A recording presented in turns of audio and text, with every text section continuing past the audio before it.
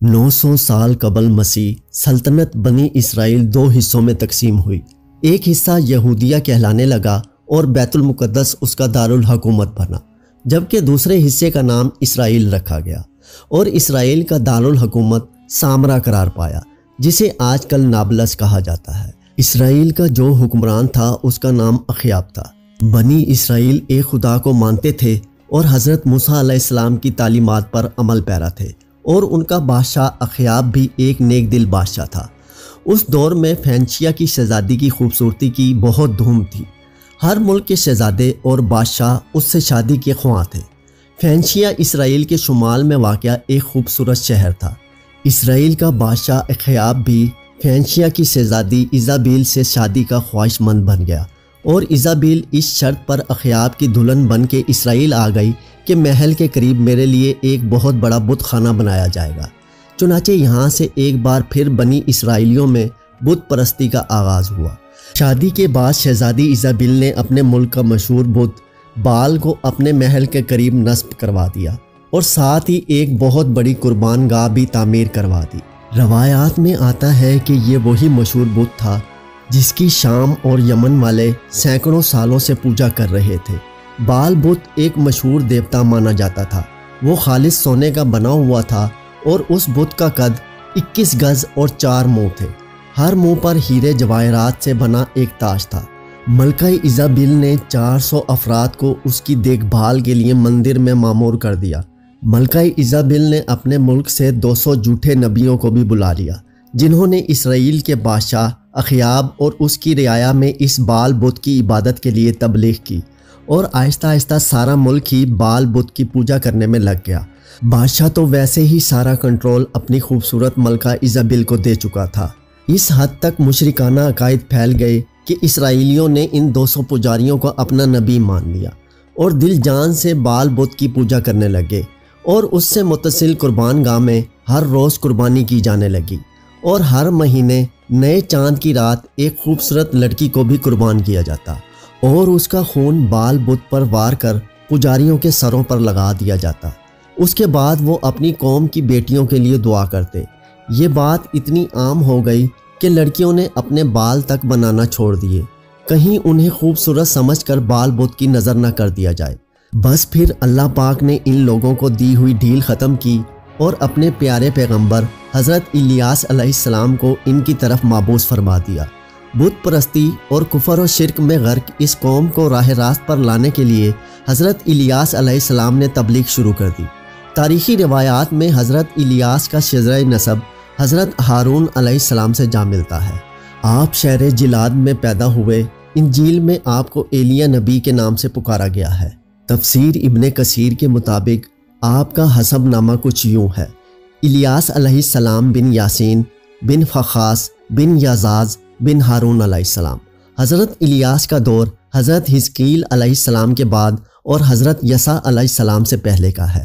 چنانچہ حضرت الیاس اللہ کے حکم سے بلبک شہر پہنچے اور دین کی تبلیغ کا کام شروع کر دیا۔ یہ یاد رہے کہ اس شہر کا نام بلبک بھی بال بت کی وجہ سے پڑا تھا۔ آج بلبک لبنان کا سب سے قدیم شہر مانا جاتا ہے۔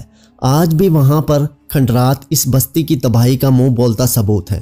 حضرت الیاس کی تبلیغ کے بارے میں اللہ پاک قرآن میں فرماتا ہے: تم ڈرتے کیوں نہیں؟ کیا تم بال کو پکارتے اور اسے پوچھتے ہو، اور سب سے بہتر پیدا کرنے والے کو چھوڑ دیتے ہو، یعنی اللہ کو، جو تمہارا اور تمہارے اگلے باپ دادا کا پروردگار ہے؟ تو ان لوگوں نے ان کو جھٹلا دیا، سو وہ دوزخ میں حاضر کیے جائیں گے۔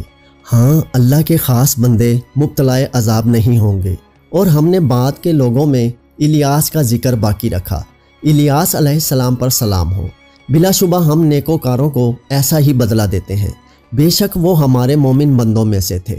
جب حضرت الیاس نے اسرائیلی بادشاہ اخیاب اور ملکہ ایزابیل اور ساری اسرائیلی قوم کو بال بت کی پوجا سے روکا، تو 2-4 لوگوں کے علاوہ کسی نے آپ کی بات نہ مانی، بلکہ ملکہ ایزابیل حضرت الیاس کو تبلیغ سے روکنے کے لیے منصوبے بنانے لگی۔ حضرت الیاس علیہ السلام کے حالات و واقعات اور قوم کے ساتھ ان کی کشمکش کی تفصیل تفسیر مظہری میں علامہ بغوی رحمۃ اللہ علیہ اور دیگر تفاسیر میں حضرت وہب بن منبع رحمۃ اللہ علیہ اور حضرت کعب الاحبار اور معارف قرآن میں مولانا مفتی محمد شفیع رحمۃ اللہ علیہ کچھ اس طرح لکھتے ہیں: ملکہ ایزابل اس وقت پوری دنیا کی خوبصورت خاتون تھی، چنانچہ اس نے اپنے حسن کو وار کرنے کا ارادہ کیا اور ایک دن حضرت الیاس کو گرفتار کروا کر جیل میں بند کروایا اور خود نیم اڑیاں حالت میں ان کے سامنے بیٹھ گئی۔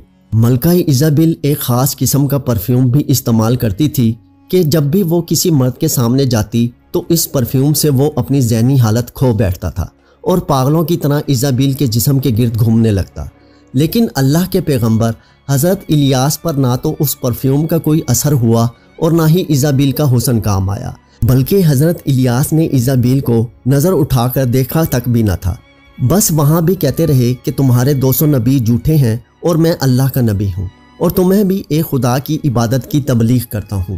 اس کے بعد حضرت الیاس کو بے انتہا اذیتیں دی گئیں۔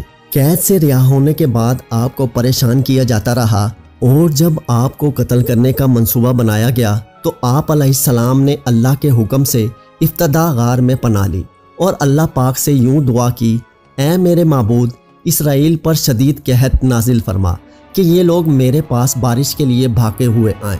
اللہ پاک نے آپ کی دعا قبول فرمائی اور 3 سال تک ایسا قحط پڑا کہ بنی اسرائیل کے جانور مرنے لگے، اناج ختم ہو گیا اور چراگاہیں ویران ہو گئیں۔ حضرت الیاس علیہ السلام اللہ تعالیٰ کے حکم سے اخیاب سے ملے اور اس سے کہا کہ یہ عذاب اللہ تعالیٰ کی نافرمانی کی وجہ سے ہے اور اگر تم اب بھی باز آ جاؤ تو یہ عذاب دور ہو سکتا ہے۔ میری سچائی کے امتحان کا بھی یہ بہترین موقع ہے۔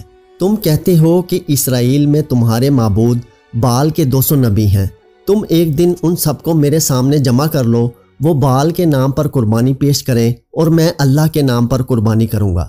جس کی قربانی کو آسمانی آگ آ کر بھسم کر دے گی اس کا دین سچا ہوگا۔ سب نے اس تجویز کو خوشی خوشی مان لیا۔ چنانچہ کوہ کرمل کے مقام پر یہ اجتماع ہوا۔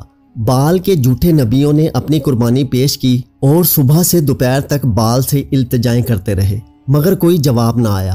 اس کے بعد اللہ کے نبی حضرت الیاس علیہ السلام نے قربانی پیش کی جس پر آسمانی بجلی گری اور اس کو لے گئی۔ یہ دیکھنا تھا کہ بہت سے لوگ فوراً سجدے میں گر گئے کہ الیاس ہی سچے نبی ہیں۔ اس کے بعد آپ علیہ السلام نے دعا کی تو بارش بھی ہوئی۔ اس کے بعد حضرت الیاس تبلیغ کرنے کے لیے کچھ عرصہ یہودا چلے گئے۔ وہاں پر بھی لوگوں نے آپ کی بات نہ مانی تو آپ وہاں پر پیش گوئی کر آئے کہ کچھ ہی عرصے بعد تم لوگ تباہ و برباد ہو جاؤ گے۔ پھر آپ دوبارہ اسرائیل تشریف لے آئے جہاں بادشاہ اخیاب اور ملکہ ایزابل آپ کی جان کے دشمن تھے۔ روایات میں ہے کہ حضرت الیاس نے اخیاب سے کہا کہ بہت جلد تمہیں اور تمہاری بیوی کو جنگلی کتے چیر پھاڑ دیں گے۔ کچھ ہی عرصے بعد بلبک کو مہلک بیماریوں نے گھیر لیا جس سے بادشاہ اخیاب کے بہت سے فوجی مارے گئے اور اس کا فائدہ دشمن ملک نے اٹھا کر اسرائیل پر حملہ کر دیا اور بلبک کو تہس نہس کر دیا۔ بادشاہ اخیاب اب اپنی ملکہ ایزابل کو لے کر جنگلی راستے سے فرار ہو گیا، جہاں راستے میں اس پر حملہ ہوا اور بادشاہ اخیاب اور ملکہ ایزابل پر جنگلی کتے چھوڑ دیے گئے۔ دوستو، یہ تھا حسن کی دیوی کا انجام جس کی لاش کے ٹکڑے بھی شاید کسی کو نہیں ملے ہوں گے۔ اب بات کرتے ہیں اس سوال کی جو کہ اکثر لوگوں کے ذہنوں میں ہے کہ آیا حضرت الیاس زندہ ہیں یا کہ وفات پا گئے تھے۔ اس بارے میں مختلف مورخین اور مفسرین کی مختلف رائے ہے، لیکن زیادہ تر روایات یہی ہیں کہ حضرت الیاس زندہ ہیں۔ علامہ بغوی فرماتے ہیں کہ ایک آتشی گھوڑے پر حضرت الیاس کو آسمان پر اٹھا لیا گیا تھا اور وہ حضرت عیسیٰ علیہ السلام کی طرح زندہ ہیں۔ اس کے علاوہ علامہ سیوطی رحمۃ اللہ علیہ نے ابن عساکر رحمۃ اللہ علیہ اور حاکم رحمۃ اللہ علیہ کے حوالوں سے بہت سی روایات نقل کی ہیں کہ جن سے معلوم ہوتا ہے کہ وہ زندہ ہیں۔ حضرت کعب رحمۃ اللہ علیہ فرماتے ہیں کہ 4 انبیاء اب تک زندہ ہیں: حضرت ادریس علیہ السلام، حضرت عیسیٰ علیہ السلام، حضرت خضر علیہ السلام اور حضرت الیاس علیہ السلام۔ لیکن البدایہ والنہایہ جلد 1 صفحہ 338 میں حافظ ابن کثیر رحمۃ اللہ علیہ لکھتے ہیں کہ یہ روایات صحیح نہیں ہیں۔ ان روایات کی صحت بعید ہے اور حضرت الیاس علیہ السلام کا مزار مبارک لبنان کے شہر بلبک میں ہے۔ بہرحال حضرت الیاس علیہ السلام کا زندہ ہونا کسی معتبر اسلامی روایت سے ثابت نہیں، لہٰذا اس معاملے میں سلامتی کی راہ یہی ہے کہ سکوت اختیار کی جائے اور اسرائیلی روایات کے سلسلے میں حضرت صلی اللہ علیہ وآلہ وسلم کی تعلیم پر عمل کیا جائے کہ نہ ان کی تصدیق کرو نہ تکذیب۔